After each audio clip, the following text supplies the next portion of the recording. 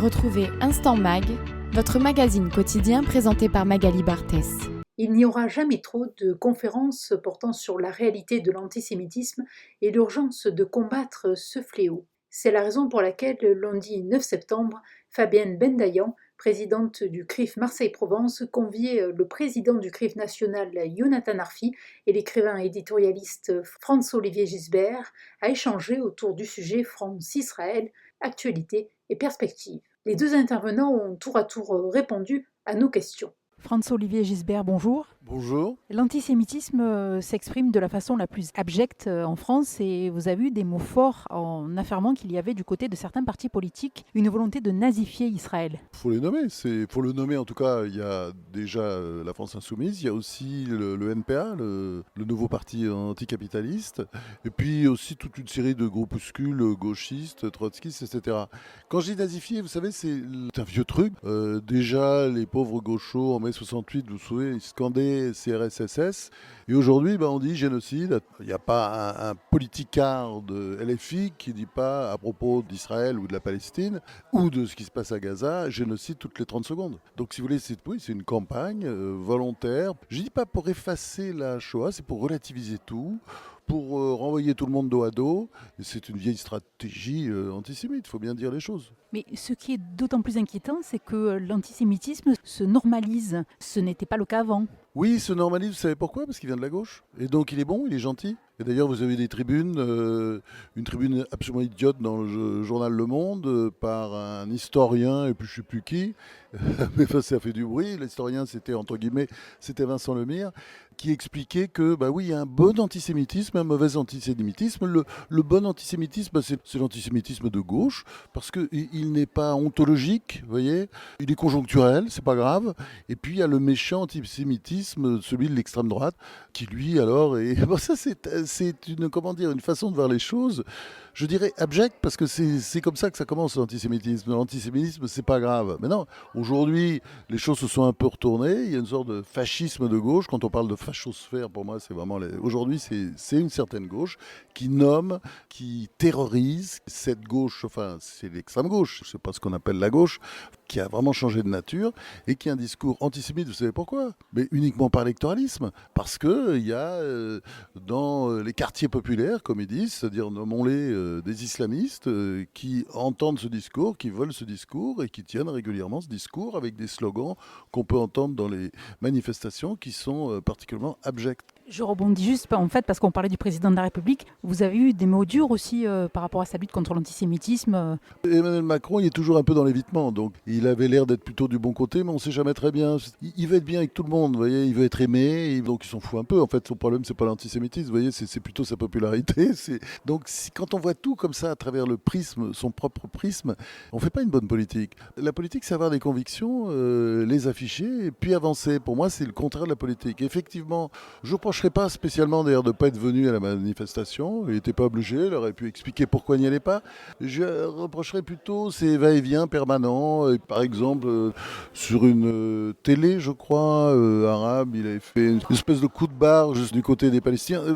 Moi, je comprends très bien la politique de la France, ça a toujours été comme ça, équilibré. Il faut rester là-dedans. Simplement, chez lui, c'est très brouillon, parce qu'au fond, on voit bien, il veut surtout rester populaire. Et il s'en fout de dire des choses différentes pourvu que ça embrouille, pourvu qu'il ait le sentiment lui-même que ça ne va pas nuire à sa popularité. Et le résultat, c'est que je crois que personne ne sait exactement quelles sont ses positions. Pour le président du CRIF national, Yonatan Arfi, la priorité est de regarder l'antisémitisme tel qu'il est et non pas simplement tel qu'on voudrait qu'il soit. Or aujourd'hui, le carburant de l'antisémitisme est la haine d'Israël. Yonatan Arfi, bonjour. Bonjour. L'antisémitisme est d'autant plus préoccupant qu'il s'enracine dans l'esprit des gens par le biais de tribuns. Et c'est en ce sens qu'il semble très complexe d'enrayer. Oui, nous sommes face à une bataille culturelle en fait. L'antisémitisme est devenu aujourd'hui un marqueur tendance. Il est le résultat d'un effet de mode qui fait qu'il y a un antisémitisme à la mode qui s'est imposé dans notre société. Il y a des environnements dans lesquels il est devenu hégémonique et dans lesquels il est difficile de faire entendre une voix divergente.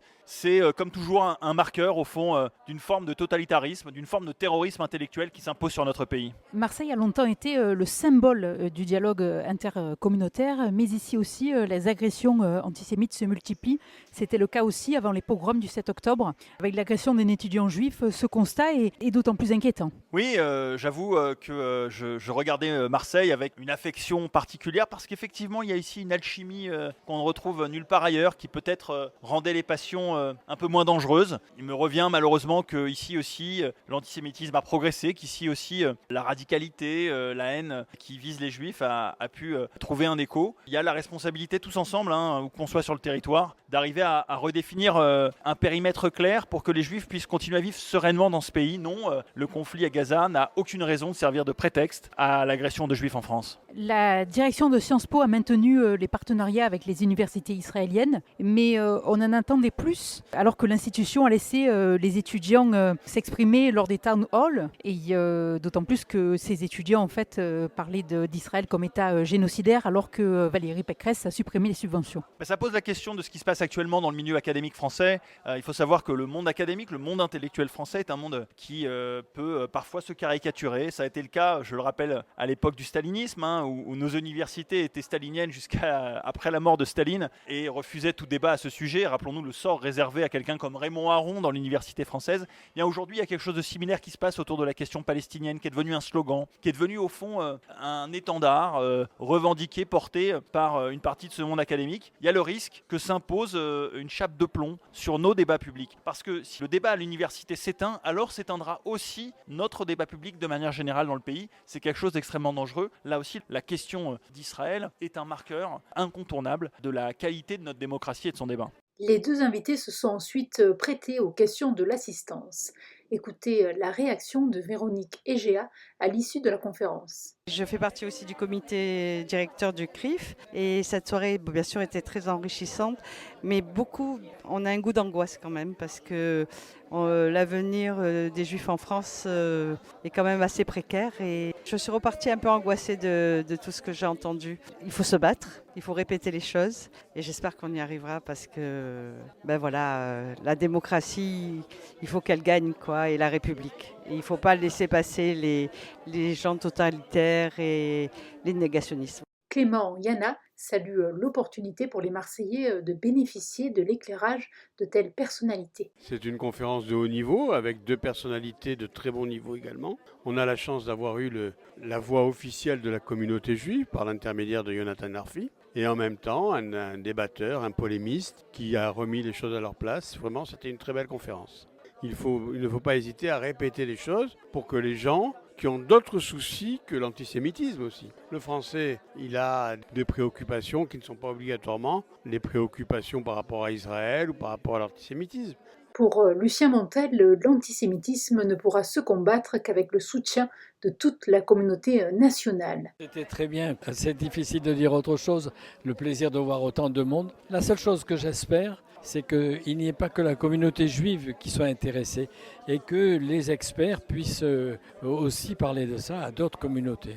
On est conscient mais il faudrait que ce soit maintenant élargi à d'autres communautés, les chrétiens et d'autres, parce que je crois que c'est le seul moyen d'avancer. Stéphanie Vartokian, régulièrement présente dans ce type de conférence, a tenu elle aussi à souligner en quoi il est important de soutenir la communauté juive dans son combat. J'ai trouvé cette conférence très passionnante concernant le conflit du Moyen-Orient, qu'il faut y ressurgir malheureusement la montée de l'antisémitisme en France, dont les Juifs sont persécutés depuis le 7 octobre. Il faudrait soutenir parce qu'il y a une pensée unique qui est plus pro-palestinienne et il faut penser plutôt que c'est plutôt Israël qui a attaqué et ils ont le droit de se défendre. Oui, les magistrats, oui, parce qu'ils ne sont pas assez sévères sur l'antisémitisme. Parce que l'antisémitisme, c'est un délit et c'est du racisme et ça doit être sanctionné par la loi. C'est l'un des constats alarmants que soulignait Yonatan Arfi lors de la conférence. La jeunesse actuelle a plus de préjugés antisémites que les générations précédentes et c'est particulièrement le cas chez les 15-24 ans. Alors oui, ces conférences sont hélas toujours et plus que jamais d'actualité.